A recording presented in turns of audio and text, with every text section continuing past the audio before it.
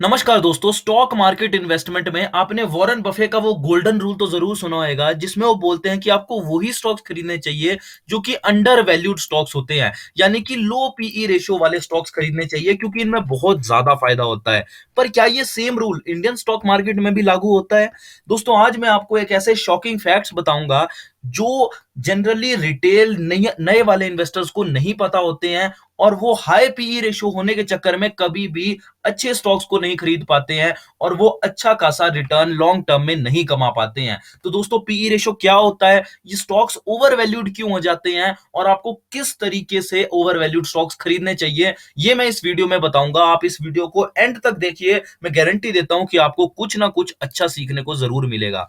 दोस्तों, आज की मैंने इस वीडियो में आपको बताया है कि जैसे कि मैंने अपने थंबनेल पे भी लिखा है कि ऐसे अगर हम स्टॉक्स देखेंगे, जैसे कि आप देख रहे हैं कि काफी ऐसे मल्टीबैगर स्टॉक्स हैं, जैसे कि बजाज फाइनेंस इतना जबरदस्त स्टॉक है कि पिछले 10 सालों से ये 50% का सीएजीआर दे रहा है। एक स्टॉक आपको करोड़पति बना सकता है, वो Bajaj finance one of those जबरदस्त स्टॉक है जिसने बहुत लोगों को अमीर बनाया है। वैसे ही आप देख रहे होंगे, हैप्पीएस्ट माइंड एक स्टॉक है, बहुत अच्छा है। एस्ट्रल पाइप्स एक बहुत अच्छी कंपनी है। आप रिलैक्सो देखेंगे, ये भी कितनी जबरदस्त कंपनी है। इंडिया मार्ट अगर आप देखेंगे तो कितना बड़ा मल्टीबैगर है। और पर दिक्कत क्या है कि इन सब कंपनीज के पीई रेशियो बहुत हाई हैं। अब देखिए दोस्तों, यहां पे मैं आपको दिखाता हूं। अगर आप देखेंगे बजाज फाइनेंस का अगर आप पीई रेशियो चेक करते हैं, यहां पे मैंने लगाया और इनको बाकी इसी सेक्टर की कंपनी से मैंने कंपैरिजन किया है, तो आप देख सकते हैं कि बजाज फाइनेंस का जो पीई रेशियो है वो बहुत ज्यादा है, 76 का पीई रेशियो है। जबकि आपकी इसके साथ की बाकी कंपनीज देखेंगे तो उनका पीई रेशियो कम है। ठीक है, ये बात है। पर देखने वाली बात यह है कि बजाज फाइनेंस का इतना ज्यादा पीई रेशियो होने के बावजूद भी ये हमेशा से बहुत अच्छे रिटर्न्स देता आ रहा है स्टॉक।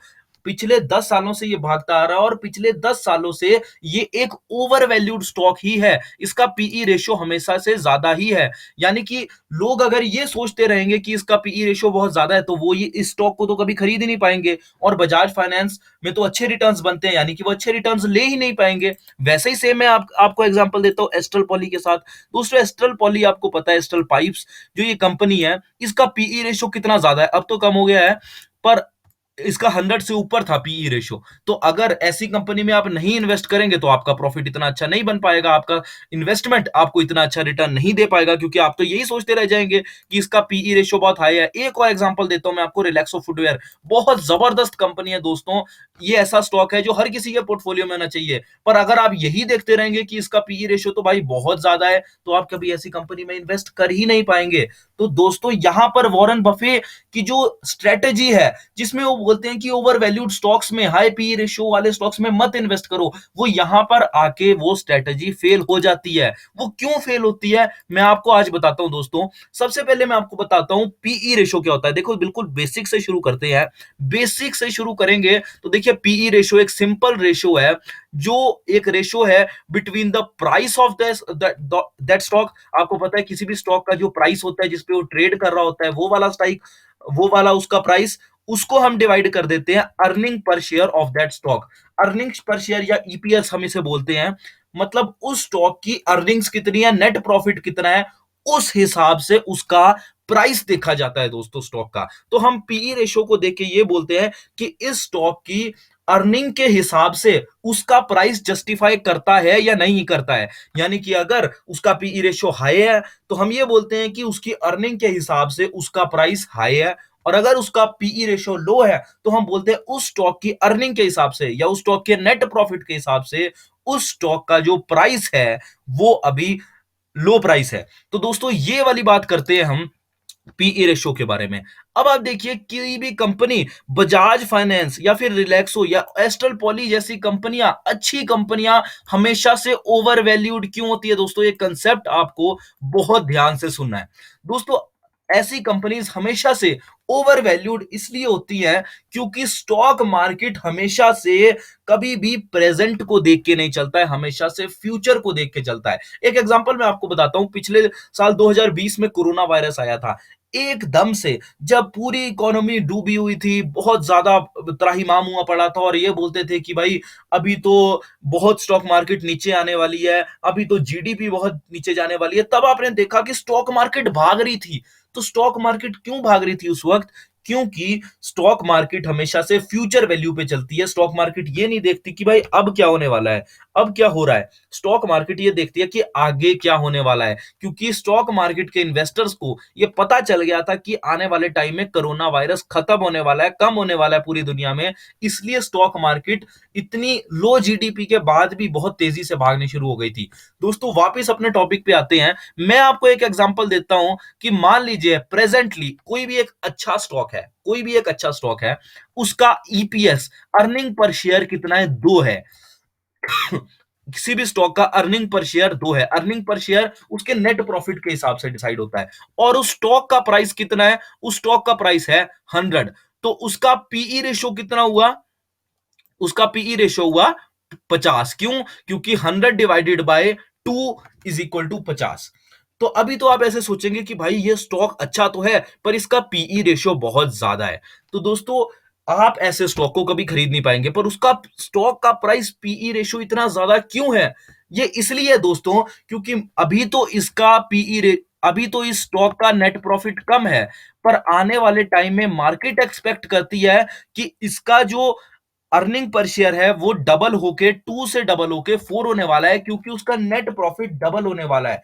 मार्केट में इस तरीके की न्यूज है, मार्केट में इस तरीके का ये देखा जा रहा है कि ये वाली जो कंपनी है ये अपने नए नए प्लांट्स खोल रही है, ये अच्छा कारोबार कर रही है, जिसकी वजह से उसका नेट प्रॉफिट डबल हो जाएगा, यानी कि उसका अर्निंग पर शेयर भी डबल हो जाएगा।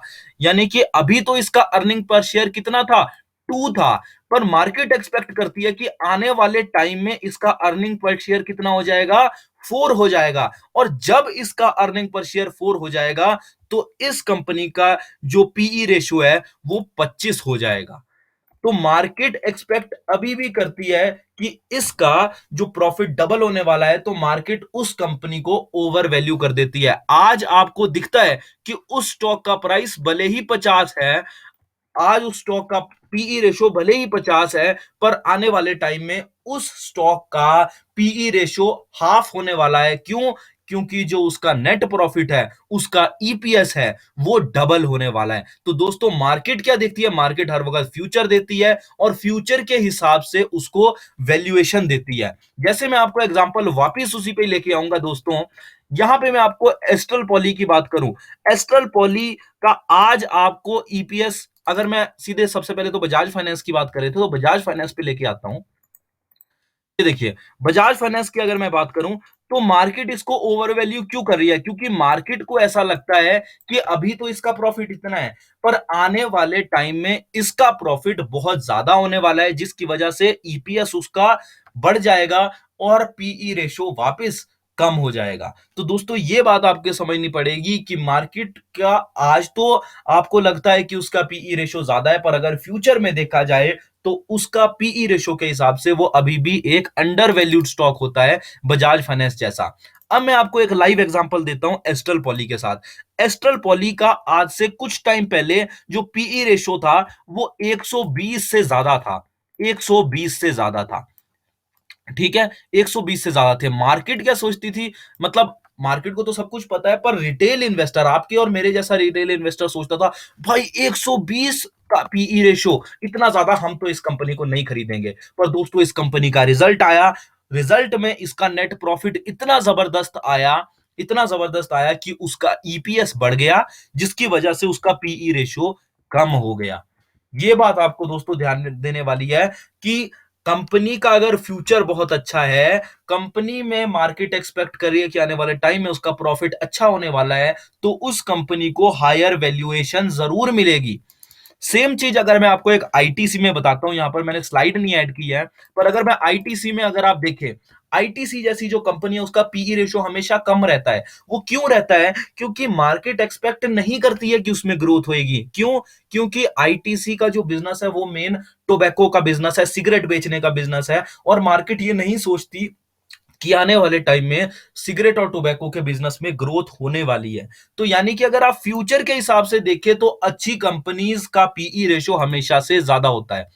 तो दोस्तों, यहां पे मैं आपसे एक सवाल आता है कि क्या हमें, वही जो वॉरेन बफे बोलते हैं, कि क्या हमें एक ओवर वैल्यूड स्टॉक को इन्वेस्ट करना चाहिए? ओवर वैल्यूड स्टॉक जैसे बजाज फाइनेंस, रिलैक्सो जैसे अच्छे अच्छे स्टॉक्स में इन्वेस्ट करना चाहिए? तो मेरा यहाँ पे बिल्कुल सही जवाब है दोस्तों, बिल्कुल यही है कि आपको एक ओवर वैल्यूड स्टॉक में जरूर इन्वेस्ट करना चाहिए। मैं बोलता हूँ yes, you should invest in an over valued stock, but आपकी एक कंडीशन है कि आपको उस स्टॉक के प्रॉफिट्स पे बहुत ज्यादा ध्यान देना चाहिए, आपको उस स्टॉक के रिजल्ट्स पे बहुत ज्यादा ध्यान देना चाहिए। क्योंकि ओवर वैल्यूड स्टॉक सिर्फ इसी वजह से ओवर वैल्यू होता है क्योंकि मार्केट की एक्सपेक्टेशन है कि उसका आने वाले टाइम में ज्यादा प्रॉफिट होगा। पर अगर उस स्टॉक का ज्यादा प्रॉफिट नहीं होता है तो वो कंपनी बहुत बुरे तरीके से उसका शेयर गिरता है, और अगर वो एक स्मॉल कंपनी है, स्मॉल कैप कंपनी है, तो बहुत ही बुरे तरीके से गिरता है। इसका मैं आपको एक लाइव एग्जांपल दूंगा। दोस्तों, इंडिया मार्ट का एक आप स्टॉक देख सकते हैं। यहाँ पे इंडिया मार्ट आप देखेंगे, अगर इसके आप प्रॉफिट्स या इसकी बैलेंस शीट देखेंगे तो ये स्टॉक कभी 2000 रुपए के आसपास हुआ करता था। फिर इसका प्रॉफिट इतना अच्छा आया कि ये कंपनी का जो शेयर है 4000 के आसपास तक चला गया था। और उसके बाद इस कंपनी का दोबारा रिजल्ट्स आए तो ये कंपनी का नेट प्रॉफिट इतना ज्यादा हो गया था, यानी कि उसका ईपीएस, अर्निंग पर शेयर, इतना ज्यादा हो गया था कि ये स्टॉक 4000 से सीधे भाग के 10,000 के आसपास चले गई थी। यानी कि मार्केट ने उसका देखा कि यार इसका फ्यूचर में और ज्यादा इसके प्रॉफिट्स बढ़ने वाले हैं, इसलिए मार्केट ने इसको ओवर वैल्यू कर दिया। इसका जो पीई रेशियो होता है वो बहुत ज्यादा बढ़ा दिया था, यानी कि ये स्टॉक तकरीबन 10,000 के आसपास पहुंच गया था। उसके बाद दोस्तों, जब भी स्टॉक इतना ऊपर पहुंच जाता है तो छोटी मोटी प्रॉफिट बुकिंग तो होती है।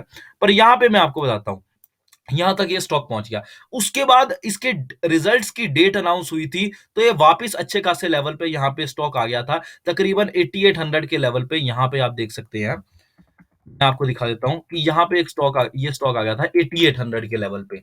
यानी कि इसका स्टॉक का प्राइस बहुत ज्यादा हो गया था, इसका पीई रेशियो बहुत ज्यादा आ गया था। क्यों? क्योंकि मार्केट एक्सपेक्ट कर रही थी कि क्योंकि इसके अच्छे रिजल्ट्स आएंगे। पर दिक्कत क्या बात हुई दोस्तों, इस कंपनी के अच्छे रिजल्ट्स नहीं आए, जिसकी वजह से ये स्टॉक धड़ाम से नीचे गिरा।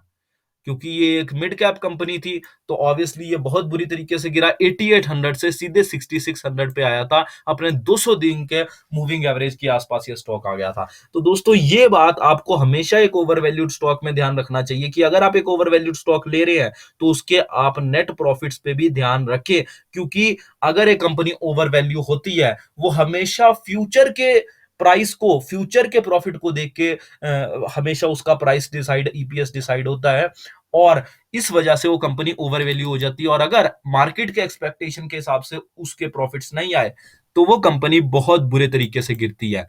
तो दोस्तों, अब एक सवाल आता है कि अगर इतने ओवर वैल्यूड स्टॉक्स होते हैं तो हमें उन ओवर वैल्यूड स्टॉक्स को किस तरीके से बाय करना चाहिए?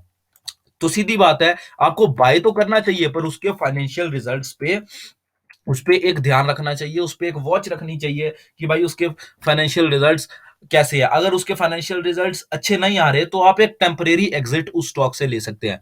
दूसरी चीज, नेवर चेज नेवर चेज अ रनिंग स्टॉक। दोस्तों, आपने देखा होगा कि कोई ऐसा स्टॉक होता है जो बहुत तेजी से भागता है। जैसे मैं, कोई भी अगर आप स्टॉक देखिए तो इतनी तेजी से भागता है कि हर कोई उस स्टॉक को खरीदना चाहता है। पर मैं सुजेस्ट करूंगा कि आप किसी भी रनिंग स्टॉक को कभी चेज ना करें, क्योंकि उसमें ऑपरेटर का भी हैंड हो सकता है उस स्टॉक को इतना तेज भगाने में। अगर आपको एक रनिंग स्टॉक को खरीदना ही है, भागते हुए स्टॉक को पकड़ना ही है, तो दोस्तों आप एक स्टॉप लॉस जरूर मेंटेन करें। पर दोस्तों, सबसे बेस्ट तरीका किसी भी एक ओवर वैल्यूड या किसी भी फेवरेट स्टॉक को खरीदने का है, उस स्टॉक में आप एसआईपी शुरू कर दीजिए। यानी कि मंथली 1 2 3 4 हर मंथ एक स्टॉक खरीदिए। मंथली नहीं खरीदना तो वीकली एक स्टॉक खरीदिए। तो इस तरीके से आप अगर एक ओवर वैल्यूड स्टॉक को खरीदते हैं तो एसआईपी होने की वजह से उसका एक प्राइस जो है, एवरेज प्राइस आ जाएगा दोस्तों, जिसकी वजह से आपको काफ़ी अच्छे रिटर्न्स मिल जाएँगे। अगर स्टॉक गिरता है, तो वो गिरे हुए प्राइस पे भी आप स्टॉक खरीदेंगे। अगर स्टॉक बढ़ता है, तो आप बढ़े हुए प्राइस पे भी आप उस स्टॉक को खरीदेंगे, जिसकी वजह से आपका एक एवरेज प्राइस बन जाएगा, अगर आप उस स्टॉक में एसआईपी करते हैं तो दोस्तों। तो इसीलिए मैं बोलता हूँ कि आपको हमेशा कोई भी अगर आपको एक स्टॉक लगता है जिसका फ्यूचर आपको बहुत अच्छा लगता है, फॉर एग्जांपल अगर मैं इंडिया मार्ट की बात करूं, इंडिया मार्ट को कुछ लोग बोलते हैं कि इंडिया का अलीबाबा है, अलीबाबा कंपनी जैसे चाइना में है, तो वैसी सेम कंपनी इंडिया मार्ट आने वाले टाइम में बन सकती है। तो अगर आपको इतनी पसंद है, वो आप अपनी रिसर्च करिए और उसके बाद उसको एसआईपी मोड में हर महीने में एक स्टॉक खरीद सकते हैं। Last but not the least दोस्तों, आज मैं वॉरेन बफे का जो क्वेश्चन है, वो बोलते हैं कि हमेशा आप एक अंडर वैल्यूड स्टॉक को खरीदें। तो दोस्तों वो किस सेंस में बोलते हैं, वो ये बात है, गोल्डन चीज है कि आप उस स्टॉक को हमेशा तभी खरीदें वो स्टॉक जब वो स्टॉक अंडर वैल्यूड हो, तभी स्टॉक को खरीदें, ओवर वैल्यू होने से पहले खरीदें। यानी कि दोस्तों, जब कोई उस स्टॉक को नहीं पहचान रहा, मान लीजिए आपने कोई एक स्टॉक देखा, वो इतना ज्यादा चला हुआ स्टॉक नहीं है, पर आपको ऐसा लगता है, आपका जो एक्सपीरियंस है स्टॉक मार्केट में वो इतना जबरदस्त है कि आप उस स्टॉक को पहचान रहे हैं कि आने वाले टाइम में ये ओवर वैल्यूड हो सकता है। जैसे ये वाला जो काम करते हैं, ये विजय केडिया, राकेश झुनझुनवाला जैसे बड़े-बड़े इन्वेस्टर्स करते हैं। मैं आपको विजय केडिया का एक एग्जांपल देता हूँ। उन्होंने एक स्टॉक पहचाना था, वैभव ग्लोबल।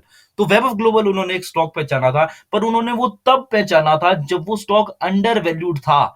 अंडर वैल्यूड वो स्टॉक था, उन्होंने तब उस कंपनी के शेयर में, कंपनी में 5-6% हिस्सेदारी खरीद ली थी।